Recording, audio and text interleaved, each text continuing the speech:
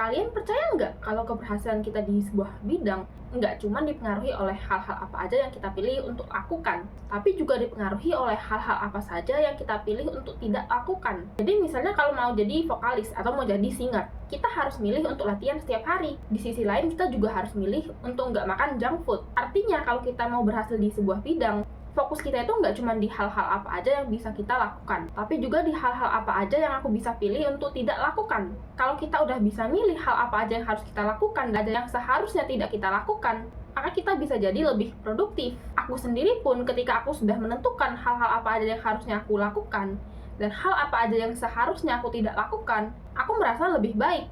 Hai everyone, di video kali ini aku bakal share satu hal yang aku hentikan supaya aku merasa lebih baik. Aku berhenti untuk kepoin pendapat orang terhadap diriku. Dulu pas aku masih sekolah, ketika aku dengar ada orang yang ngomongin sesuatu tentang diriku, aku otomatis bakal cari tahu siapa yang ngomongin itu dan apa yang diomonginnya. Kalau misalnya orang itu ngomongin sesuatu yang positif tentang aku bakal ngerasa biasa aja. Atau mungkin aku bakal ngerasa senang karena dia ngomongin sesuatu yang positif, berarti yang nggak merugikan aku. Tapi ketika aku tahu kalau orang itu ngomongin sesuatu yang negatif tentang diriku, aku langsung ngerasa down. Setelah itu aku bakal terus kepikiran sama omongan orang itu. Dan akhirnya aku malah kehilangan rasa percaya diri.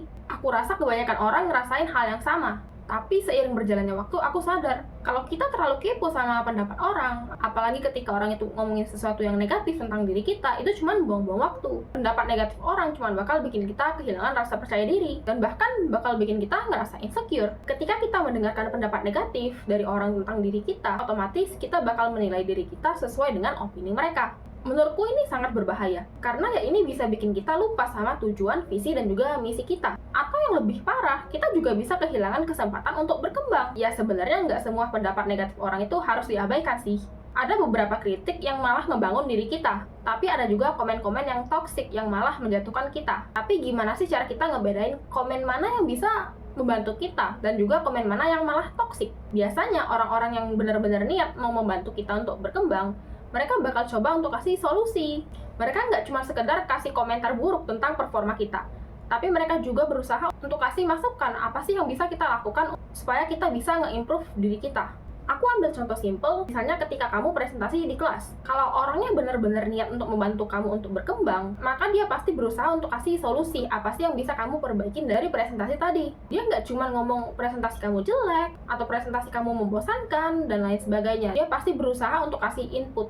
Seperti misalnya tidak seharusnya ada terlalu banyak teks di slide PPT, supaya audiens nggak bingung. Nah, ini lain halnya sama komentar yang negatif, yang cuma bisa ngejatuhin dan nggak ngebantu sama sekali. Itulah kenapa ketika sekarang aku mendapatkan komen-komen yang negatif, aku memilih untuk nggak ambil pusing. Daripada nantinya kehilangan rasa percaya diri dan ngerasa insecure, lebih baik di-ignore aja komen-komen yang negatif dan nggak membantu itu. Kita nggak bisa maksa orang untuk selalu kasih komentar yang positif terhadap diri kita. Karena ya mereka semua punya cara pandang yang berbeda-beda. Mereka punya value yang berbeda-beda. Cara berpikir mereka juga berbeda-beda. Nggak bisa kita samain sama cara pandang kita. Kadang-kadang mereka itu menilai kita dari sudut yang mungkin nggak kita sadarin. Atau mungkin suasana mereka lagi nggak begitu bagus. Itulah kenapa kadang-kadang mereka kasih komen yang terdengar kasar dan juga toksik. Tapi mungkin sebenarnya belum tentu maksud mereka begitu. Dari sini hal yang aku pelajarin adalah kita hanya bisa menghargai diri kita sendiri dan menyaring komen-komen orang lain. Kalau misalnya kritik yang mereka berikan ternyata membantu diri kita untuk berkembang, kita bisa pertimbangkan input dari mereka. Tapi sebaliknya, kalau ternyata komen mereka itu cuma komen yang toksik dan cuma mau ngejatuhin kita,